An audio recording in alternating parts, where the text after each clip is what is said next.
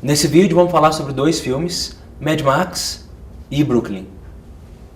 Brooklyn é uma coprodução entre Inglaterra, Canadá e Reino Unido, Inglaterra, e narra a história de uma imigrante irlandesa que chega no Brooklyn, para viver nos Estados Unidos, cheia de sonhos e desejos de estabelecer lá uma vida, e ela passa por caminhos tortuosos para tentar se estabelecer nesse novo lugar, onde tudo é estranho a ela, e passa por diversas dificuldades até que ela encontra um interesse romântico. Esse interesse romântico acaba sendo um dos maiores motivadores, um dos maiores motivos pelos quais ela começa a se adaptar. E a partir desse momento as coisas começam a se complicar para a nossa personagem principal.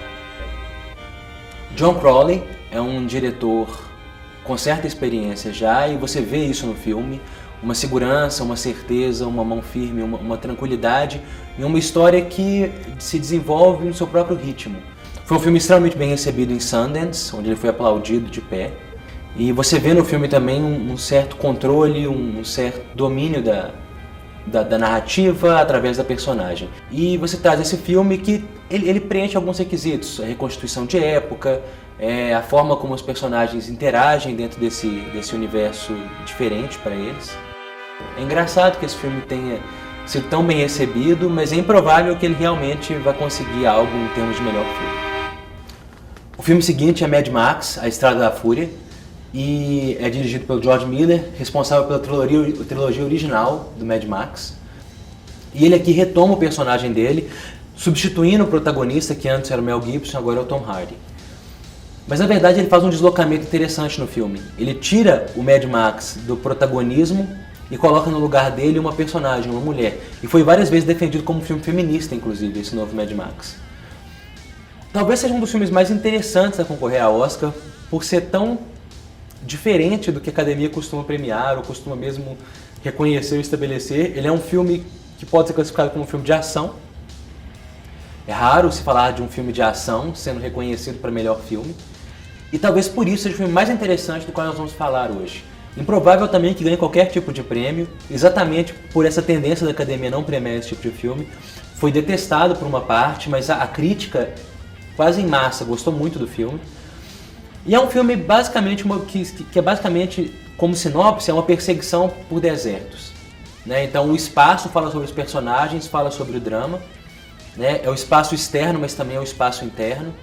E existe algo de político no filme, além disso tudo. É até estranho falar nesse sentido de um filme que a princípio pode parecer só ação, mas talvez seja uma das grandes potências do filme. A força de Mad Max talvez resida na mão do diretor e dos protagonistas. A ideia de se fazer um filme que é basicamente uma perseguição de começo ao fim. Você tem alguns momentos que colocam alguns dramas e alguns personagens, mas o filme em si é uma perseguição. Tem se defendido, alguns críticos têm falado isso, uma parcela tem defendido que o filme talvez seja cinema na forma mais pura. Quase uma amálgama de som e movimento, constantes, ininterruptos. Personagens que um mínimo de drama, um mínimo de trama, e você tem basicamente figuras que se deslocam e se movimentam. E nesse sentido tem a ver um pouco com o filme do Spielberg, que a gente comentou já no nosso vídeo passado, A Ponte dos Espiões. De figuras se deslocando no espaço-tempo, de certa forma, ou seja, eu saio de cá em tal tempo para chegar aqui em tal tempo, para tentar se alcançar uma certa dramaturgia da movimentação. Mad Max faz isso como nenhum outro filme desse ano.